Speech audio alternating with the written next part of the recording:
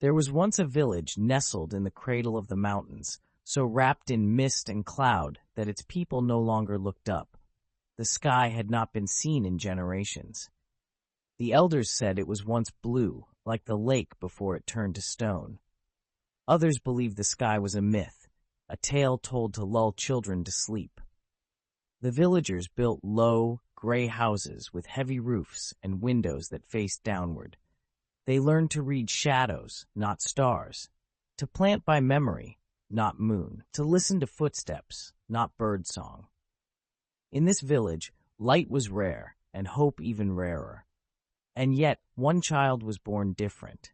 Her name was Luma, and from the moment she could walk, she tilted her head upward. She asked strange questions. What color is the wind? Where do clouds sleep? Why are we afraid of things we've never seen? The others pitied her curiosity.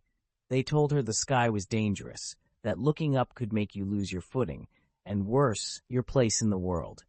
We belong here, on the ground, they said. We belong to the stone. But Luma's heart beat to a different rhythm.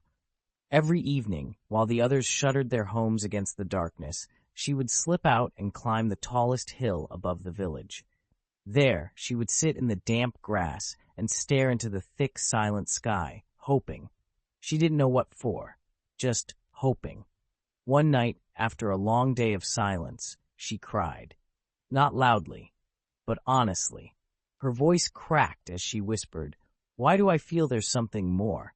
That's when she heard it. A voice, not from the trees, not from the wind, but from within the silence itself. Warm, steady, and kind, because there is. She turned, but saw no one. Still, she felt the answer settle in her bones like a forgotten melody, one she had always known, but never sung. The next morning, she returned to the village with eyes that shimmered like unseen stars. She didn't speak of the voice, but she began to draw, shapes of birds she'd never seen, colors she couldn't name, lines that curved upward as if longing for something higher. People shook their heads. "She's drifting," they said. "She's dreaming." And yet, some of the children began to follow her up the hill. They sat beside her in the mist. They didn't speak. They didn't know what they were waiting for. But in her presence, the silence felt lighter. Luma kept believing, and then one evening, it happened. The mist shifted. Just for a moment, like a curtain pulled back, and above them, impossibly high, was a sliver of deep blue. The children gasped. One of them cried. Luma didn't speak. She only smiled and whispered again, "There is more." But when they ran down to tell the village, no one believed them. "A trick of the light," the elders said. "A child's dream. The sky is just a story."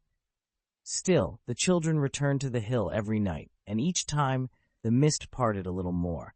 They began to see not just blue, but gold, not just sky, but stars. And then one night, as they sat waiting, they saw him, not as a figure walking, but as a presence, luminous, gentle, robed in light that did not blind but welcomed. He stood among them, beside the candle Luma now carried each night, the only flame in a village that feared fire. He didn't speak in words, but each heart heard what it needed. One child heard, "You are not forgotten." Another heard, "You are braver than the silence around you." Luma heard only this, "Keep climbing." So she did, and one day she didn't come back down. Some say she reached the sky. Others say she became the flame itself, the light that now flickers in the hearts of all who dare to look upward. Years passed. The village changed slowly. A few more windows faced the sky. A few more stories were told with hope. And on clear nights, yes, there were clear nights now, the stars stretched above the village like promises. No one spoke of Luma loudly. But on the tallest hill, there now stands a lantern that never goes out. No one knows who lights it, but those who sit beside it swear they hear a voice, warm and sure, saying, "There is more."